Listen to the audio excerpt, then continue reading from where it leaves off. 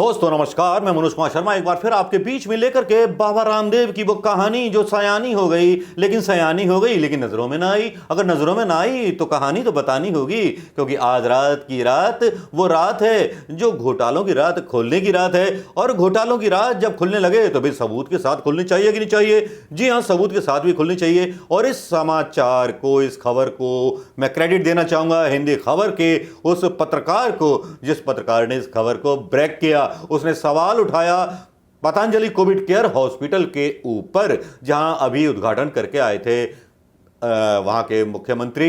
उत्तराखंड सरकार चुप। वहीं उत्तराखंड सरकार और रामदेव में सेटिंग वेटिंग तो नहीं हो गई कहीं? क्योंकि जो सवाल उठाए जा रहे हैं कि बाबा रामदेव का वो जो पतंजलि पीठ था उसे बदला गया कोविड केयर सेंटर में, और जो मरीज गया उसके हाथ में थमा दी गई बाल्टी और लोटा।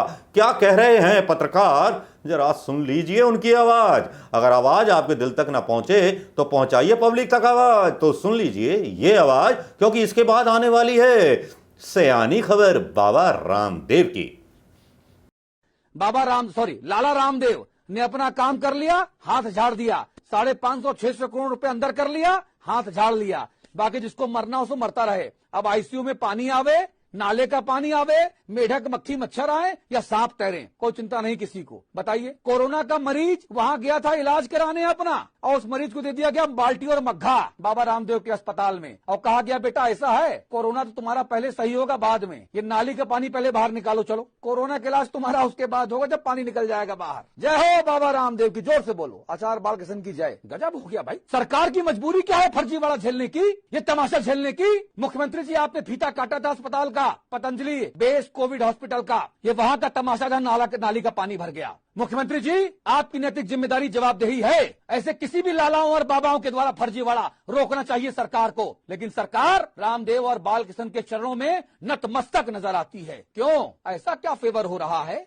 आरोप लगा रहा है विपक्ष। आप जनता के द्वारा चुनी गई सरकार है कि बाबा रामदेव ने आपको चुना है, और अगर बाबा रामदेव ने आपको चुना है मुख्यमंत्री जी तो इस्तीफा दीजिए, बाबा रामदेव को शपथ दिलाइए तुरंत। कहिए बाबा रामदेव आज से आप उत्तराखंड के मुख्यमंत्री। चलिए, अब बाबा चाहता भी यही है, बढ़िया आसानी से काम हो जाएगा। बढ़िया है, क्या दिक्कत है? अरे हद हो गई भाई, आम आदमी की जान इतनी सस्ती है क्या? जो कोविड का मरीज वहां गया वो बाल्टी मग्घा लेकर नाले का पानी साफ क्यों करे? क्यों वहां पर सरकारी अस्पताल के बाहर पतंजलि कोविड केयर का बोर्ड लगा दिया गया? ये कहते हैं कि ये इनका अस्पताल है, सरकार का अस्पताल है। सरकार का अस्पताल है तो लाला रामदेव और आचार्य बालकृष्ण की आदमकद फोटो अस्पताल में कैसे चिपक गई? आम जनता की जान से मत खेलिए, बस मेरा ये आप सरकार से निवेदन है। और बाबा जो आयुर्वेदिक का ठेकेदार है, भारत के आयुर्वेद का सबसे बड़ा ठेकेदार अगर कोई है तो बाबा रामदेव, आचार्य बालकृष्ण। लगता है कि जो चरक के बाद असली जो अगला था वो बाबा रामदेव, लाला रामदेव। लाला जी बड़े बड़े धंधेबाज भी ऐसा नहीं करते महाराज।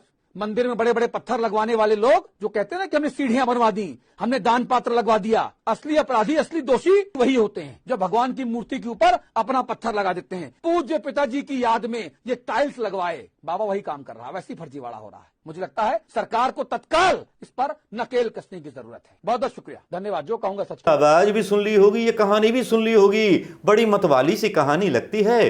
देश प्रेमी, राष्ट्रभक्त बाबा रामदेव की, जो राजभक्ति के नाम पर अपने सारे प्रोडक्ट बेचते हैं, यहां तक कि कोई कमी नहीं छोड़ते। दूसरे वाले व्यक्ति को लगने लेते वक्त प्रोडक्ट कि अगर ये प्रोडक्ट ना खरीदा तो वो देश का गद्दार साबित हो जाएगा। लेकिन यहां एक ऐसी खबर आ रही है जो देश के डॉक्टरों को सीधे सीधे गाली दे रही है। ऐसे समय में जब किसी वैज्ञानिक की कोवैक्सीन की जब हम बात करते हैं तो लोग बोलते हैं कि वैज्ञानिकों के कौशल पर सवाल उठाया जा रहा है। लेकिन कोई अगर बाबा जिसको एलोपैथी के बारे में मालूम ना हो, और जिसको एबीसीडी ना पता हो एलोपैथी के बारे में, जिसको डिहाइड्रेशन होता हो और वो एलोपैथी के अस्पताल में क्या दाखिल होता हो, लेकिन अब वो सीधे सीधे उन कोरोना वॉरियर्स पर आरोप लगाता है, सीधे सीधे एक सिस्टम पर सवाल उठाता है। तो वैसे वो लोग गद्दार कहे जाते हैं जो वैज्ञानिकों पर सवाल उठाते हैं वैक्सीन पर।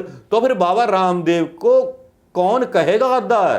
क्या किसी भक्त में हिम्मत है? बाबा रामदेव ने किया क्या ऐसा जुल्म जो मैं ये बात बोल रहा हूं? देखिए बाबा रामदेव ने आज हुआ क्या कि आज बाबा रामदेव ने कुछ ऐसी टिप्पणी सोशल मीडिया पर कर दी। आज बड़े बड़ बोले, एक वीडियो उनका रिलीज हुआ, वायरल हुआ, और वायरल में बाबा ने क्या क्या बोला था वो भी सुनवाऊंगा। लेकिन बोला क्या क्या था ये मैं आपको बताता हूं।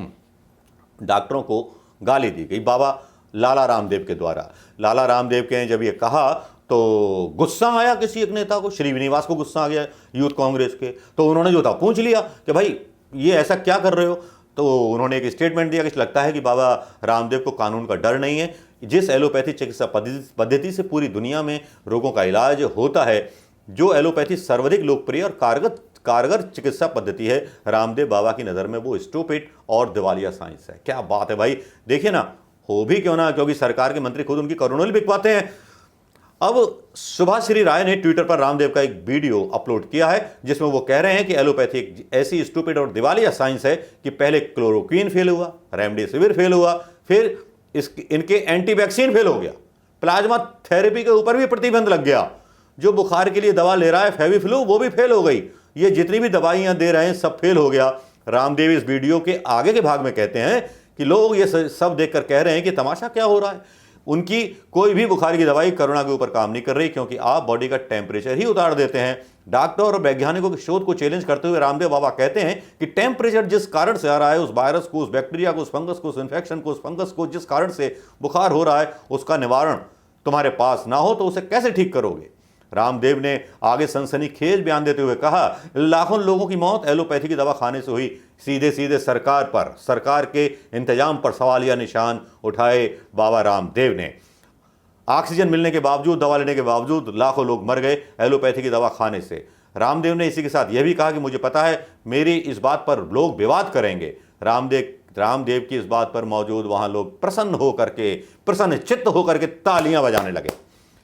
वरिष्ठ पत्रकार नरेंद्र नाथ मिश्रा ने कहा कि राष्ट्रीय डॉक्टर या मेडिकल साइंस पर इतनी सी बात अगर विपक्ष के किसी दूसरे नेता ने उठा दिया होता तो अब तक टीवी डिबेट पर झड़ी लग गई होती, डिबेट होने लगती धड़ाधड़। भाई आज तक हो, एबीपी हो, सारे के सारे लग जाते, लेकिन क्या मजाल कोई बोल दे। लेकिन साहब बाबा रामदेव का ये वीडियो सुन लीजिए, इनकी आवाज सुन लीजिए, क्योंकि वीडियो तो मैं डालूंगा नहीं, आवाज जरूर सुनवा सकता हूं, तो आवाज सुनते रहिए। वीडियो में वो पृष्ठभूमि चलती रहेगी जो आपको दिखाना जरूरी है, और इस वीडियो को देखने के बाद फिर हम सवाल करेंगे कि डॉक्टर एसोसिएशन ने क्या किया। एलोपैथी एक ऐसी स्टूपिड और दिवालिया साइंस है कि पहले क्लोरोक्वीन फेल हुई, फिर रेमडेसिविर फेल हो गई, फिर एंटीबायोटिक्स इनके फेल हो गए, फिर स्टेरॉइड इनके फेल हो गए, प्लाज्मा थेरापी के ऊपर भी कल बैन लग गया, और इवरमाक्टिन भी फेल हो गया, और जो है अभी एक बुखार के लिए क्या दे रहे हैं वो